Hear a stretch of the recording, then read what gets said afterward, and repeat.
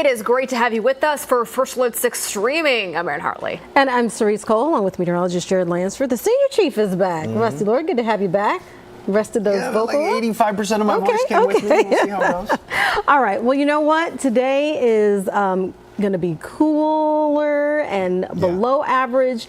And if that's your jam, enjoy it, because things are going to change tomorrow. That's my jam. That's I like my jam it. too. So open up the windows, enjoy this. Otherwise, you're going to be using the air conditioner, I should say, for quite some time beyond this. So not ideal pool weather, though. I'll show you the pool forecast here, because we're going to take 60s and warm them into the 70s. Yeah, there'll be a pretty good sunshine, but overall, pretty cool feel still. You didn't get good pool weather over the weekend, and I think that continues into today. Tomorrow's looking a lot better in that regard. Right now, a lot of 50s, 56, 57, pretty common out there as we get started. Temperatures, even outside the metro, pretty similar. Every once in a while, a 60 shows up. Fall City, you're the spot right now with one of those. Keep an eye on the wildfire smoke today. Could get a little bit of that trickling in from the north. And yeah, it could be thick at times. Upper elevations, though. I don't think it's going to be a huge impact to our air quality. Hasn't been so far yet. We'll see if it mixes down to the ground level just a little bit more over the course of the day. Something to watch, though, that wildfire smoke could pose a little bit of an issue. Satellite and radar shows from the north, the clouds will try to work their way in as well. The muggy meter looks like this, pleasant and refreshing over the course of the day. So the humidity won't change a ton today. Some clouds will move in, and that's part of the reason why we're going to stay a little cooler. Northwest winds, those will gust near 30 miles per hour, too. So those will be a little breezy as we go about our Monday. There's the clouds dropping in from the north gradually here. After about 9 o'clock, you should start to notice a few more of those trickle in here from the north. Be a pretty good day for baseball if the CWS started today, but we're still trying to figure out the 8th and final team that's headed our direction. By 5 o'clock, we're in the low 70s, and then it should be a pretty quiet night. Any clouds will fade away. Look at that, though. 88 Tuesday, 93 on Wednesday. Both those days have been trending upward. And you can see the next chance of any rain is probably late Wednesday, mostly north, with a couple of storms there showing up on recent model runs, maybe a few overnight that we'll have to watch for. Okay, as we see those warmer temperatures, I think a lot of people want to know, that classic saying, it's not the heat, it's the humidity that gets you. Yeah. So how is that humidity going to get us? It looks like it will. It'll be the first long stretch. We've had no more than maybe a day or two in a row where we've had some humidity to get us.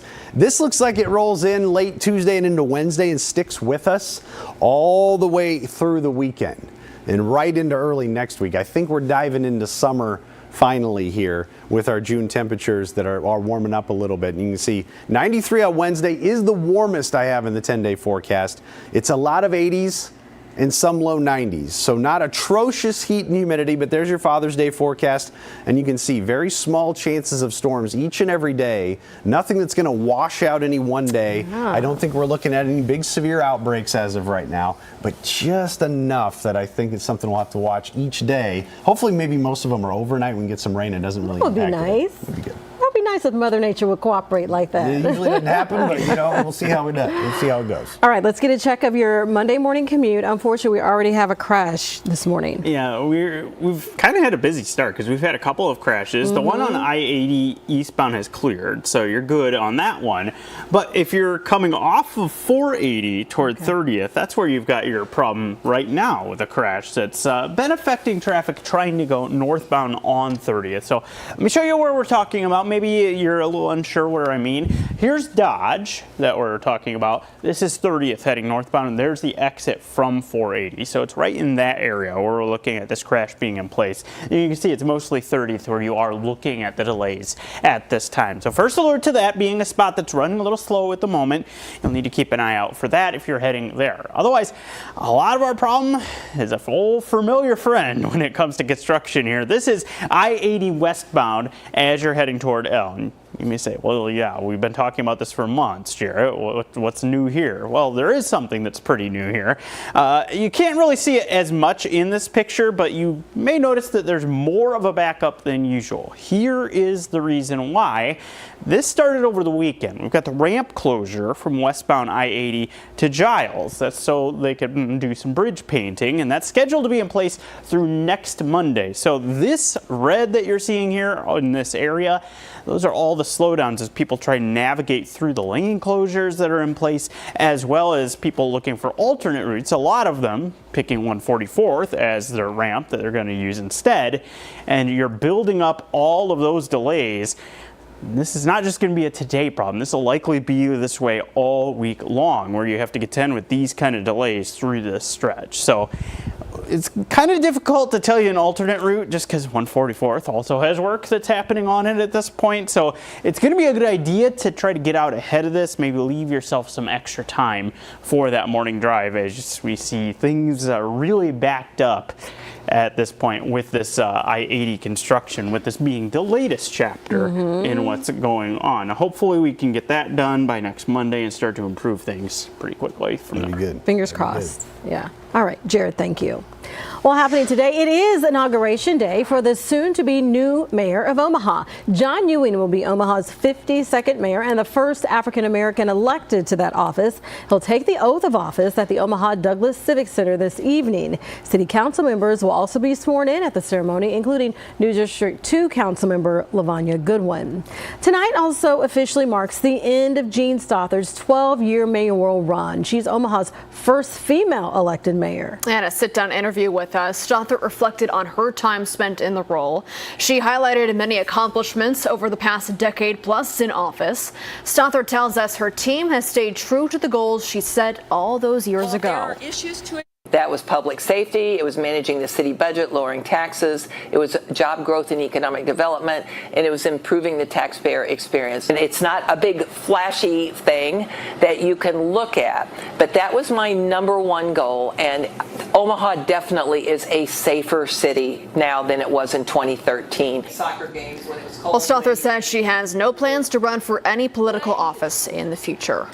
On out to the safety desk with our Maria Cade. That's right. Maria has a special guest with her in studio this morning. Yeah, Aaron and Cerise, thank you so much. I'm here with Leah Casnave, who is with the Douglas County Health Department. There is a new resource that's focusing on supporting the mental health and wellness of people living right here in Douglas County. Leah, thanks so much for being here. Yeah, Tell us a little bit more about this program. Yeah, we're excited. We just launched this May 15th, and it's called Credible Mind.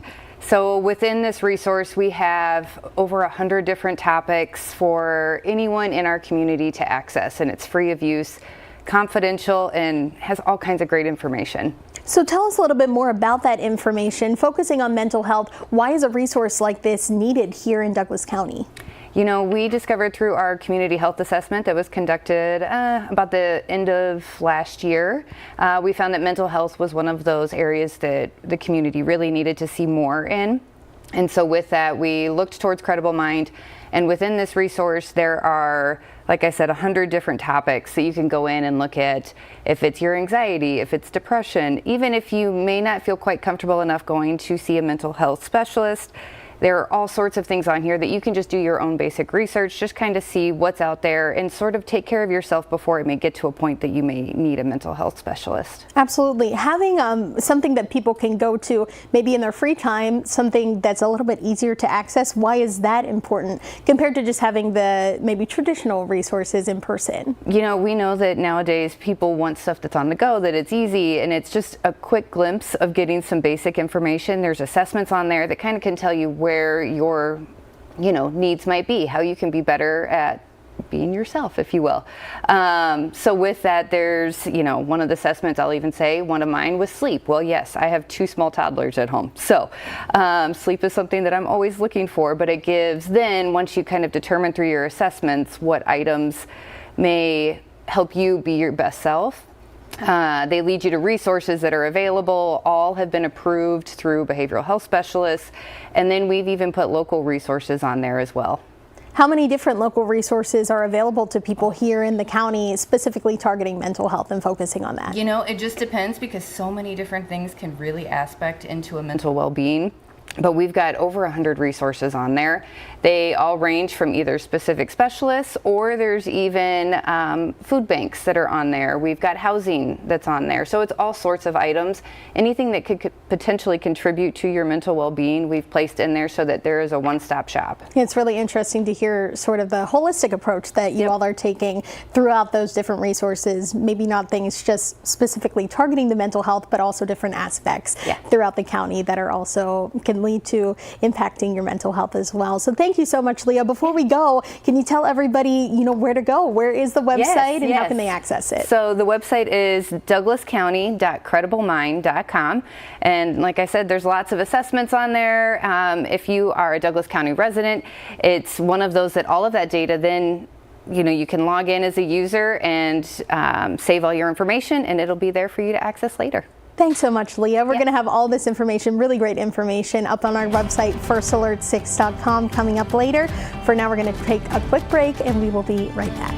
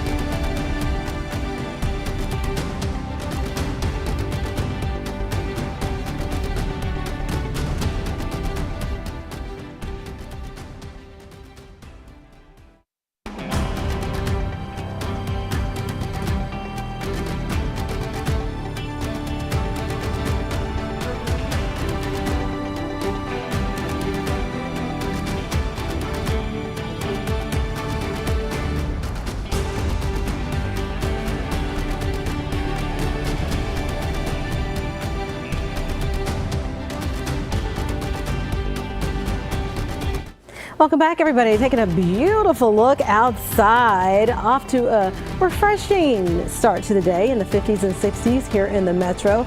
Things are going to change. The College World Series kicks off this weekend. It's kind of going to feel like it, isn't it? Yeah, getting some summer warmth, some summer humidity in here, right on schedule. And today will be the last day. I think you call it cool. It looks like breezy and cool, but pretty pleasant today. We're going to more heat and humidity as the week goes along, and storm chances return, near daily chances, as a matter of fact, starting actually late Wednesday into Thursday. So as we look out across the city right now, we're at 57 degrees, northwest wind about 6 miles per hour, dew point of 44 degrees. That dew point's low. That's good, and that's where we want it.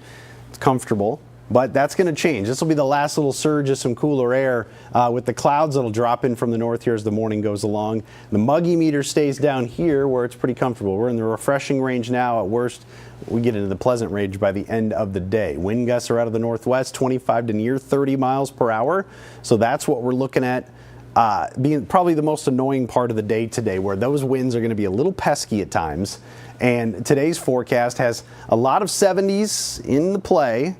So pretty comfortable. It's a matter of how far into the 70s we get. Clouds have something to say about that. And then once we get to Tuesday night into Wednesday, look at the muggy meter going up. And that's where we're going to be for the rest of the week and into the weekend. So the mugginess is back in play. But notice what's in store for Wednesday. And then starting late Wednesday, late Wednesday. Most of the day on Wednesday looks like it's going to be pretty quiet. But notice to the north some storms, and I wouldn't be surprised if one or two of these trickle in late Wednesday heading into Thursday morning, and that's what sets off multiple chances of storms. No washouts of any one day, it looks like. You'll see Thursday, small chances, and even into Friday with that first games of the College World Series going, I think it's 1-6 this year, and get some isolated thunder showers possible. But again, I'd be very, very surprised if we get a washout on that one. Okay, and as we're heading into that weekend too, I think people want to know if that will start to, hold up, if those nice warm temperatures will start to hold up. A lot of 80s, a lot of sunscreen needed, a lot of humidity. And you can see the overnight lows in the 60s. That's a sign that we have more moisture in the air. It just can't cool down any lower than those dew points, and not atrocious heat. We're not looking at a long stretch of oppressive 90s, so that's good news. And you can see we just kind of ease into it a little bit. Some 80s, a few 90s, and the best bet of any rainfall probably going to stay to our north as we go over the next 7 days. Let's look at forecast of rainfall over the next 7 days. Odds are low that we'll get over a half an inch in our area over the next week, mostly because the storms are going to be pretty spotty and sporadic. I don't think it's going to be widespread soaking rain. Some of it could be overnight stuff. We'll see how it plays out. But again, small chances just because we're adding more heat and humidity to the atmosphere. Yeah, it'd be nice if it happened overnight. That's a whole lot of June there. Yeah, a lot of June. All at once, right? All right, let's get to the morning traffic. You've got your eyes on all parts of the city watching the commute. How's it looking? Yeah, so a lot of roads are moving pretty well. We Okay. just have a couple of isolated spots that are really not moving well. So, and you're probably going to pick about here as you're looking here.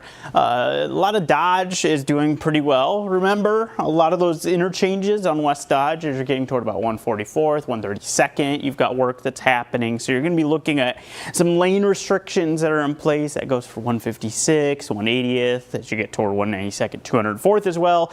So there's a lot of work happening in those areas. Watch those ramps, any of those interchanges out there.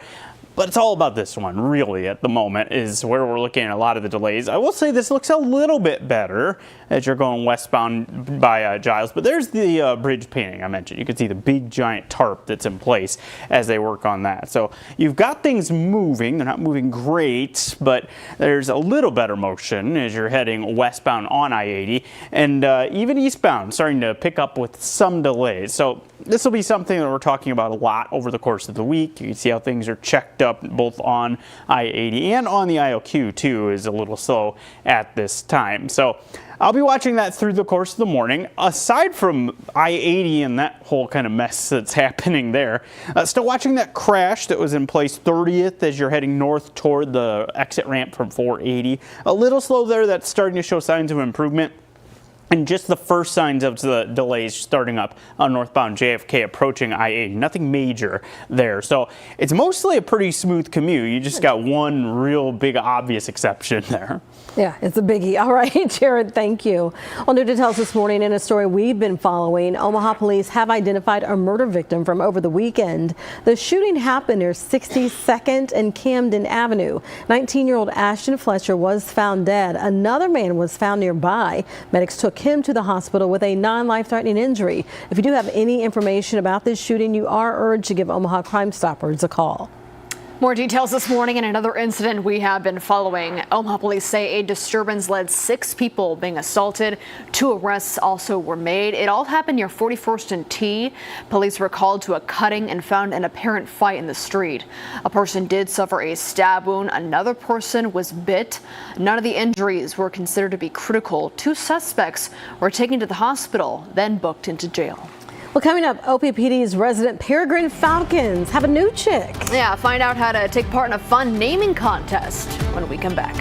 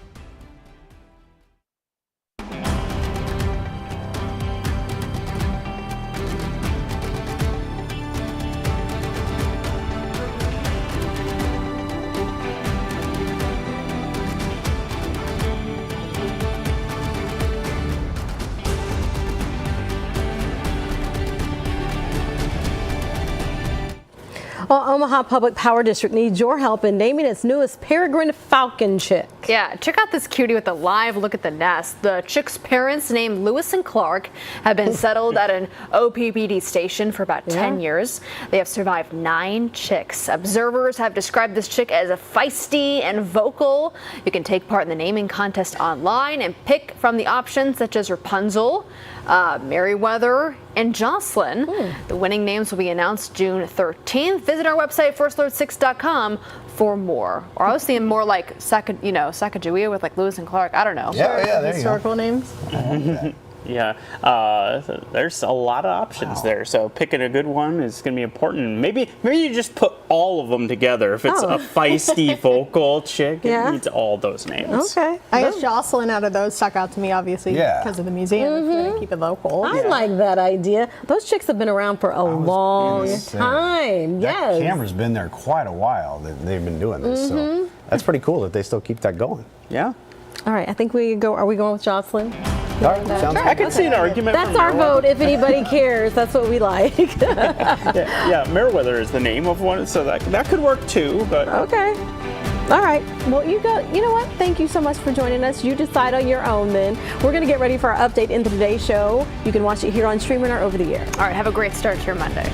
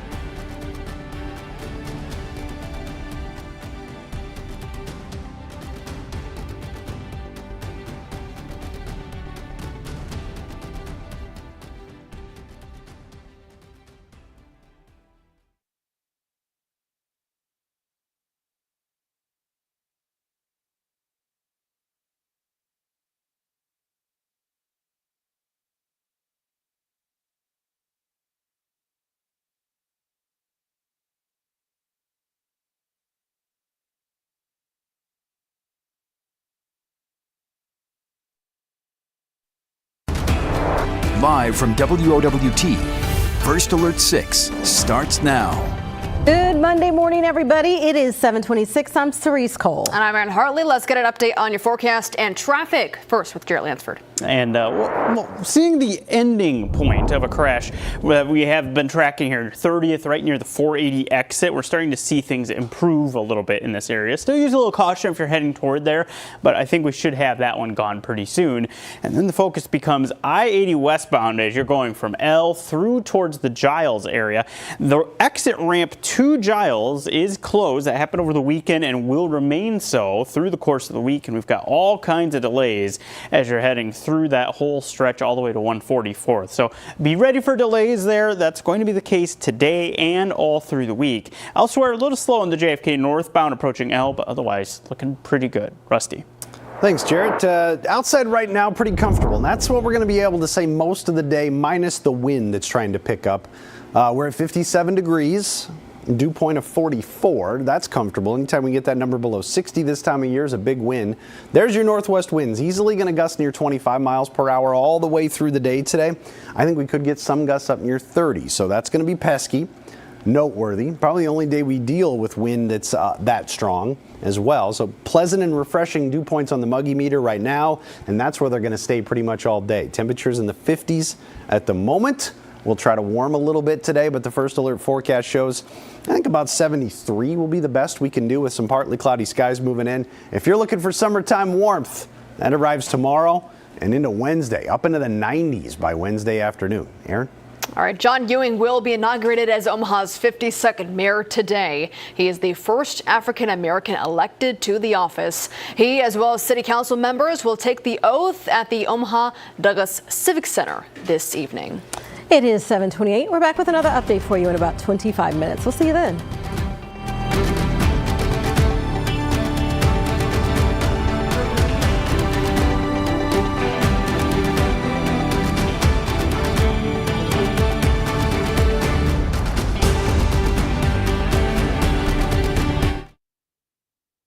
Jeeps with Employee Pricing Plus. Oh yeah, you got